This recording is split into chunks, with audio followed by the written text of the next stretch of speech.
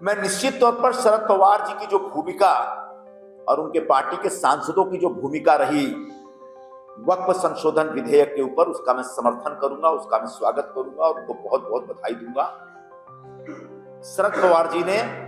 और उनके जैसे सारे जो समझदार नेता, उन्होंने समझा कि वक्फ संशोधन विधेयक में सामान्य मुसलमान के खिलाफ कुछ भी नहीं है। वक्फ बोर्ड एक लूट खसोट का अड्डा है, भ्रष्टाचार का केंद्र है और उस भ्रष्टाचार के खिलाफ केंद्र सरकार ने वक्फ बोर्डों की संपत्तियों का कुशल प्रबंधन हो और चंद जो बड़े लोग वक्फ बोर्ड के ऊपर बैठ करके जो लूटपाट मचाए हुए उनके ऊपर नियंत्रण रखा जाए, इस बात को उन्होंने समझा। और आखिरकार जो स्वयं सेकुलरिज्म के बहुत बड़े पुरोधा माने जाते हैं शरद पवार, उन्होंने सेकुलर होने के बावजूद मुस्लिम संगठनों के दबाव में नहीं आए और उन्होंने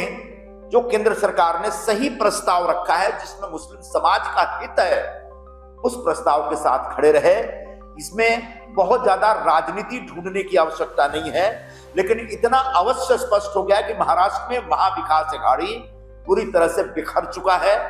कांग्रेस के नीतियों के ऊपर अब उनके सबसे बड़े सहयोगी दल राष्ट्रवादी कांग्रेस शरद पवार को भी भरोसा नहीं रहा। देखिए, उद्धव ठाकरे जी और उनकी पार्टी का जबरदस्त कांग्रेसीकरण हो चुका है। उद्धव ठाकरे ने एक बहुत बड़े षड्यंत्र के तहत कांग्रेस पार्टी को जितना कमजोर करना था किया और उसमें उनको कामयाबी भी मिली। आज कांग्रेस पार्टी महाराष्ट्र में मृत प्राय है, मुंबई में लगभग जीरो पे है। 2-3 एमएलए जो उनके चुन के आए हैं वो मुस्लिम वोटों की वजह से आए हैं। अब उद्धव ठाकरे को समझ में आ रहा है कि एनडीए से अलग होने के बाद, भारतीय जनता पार्टी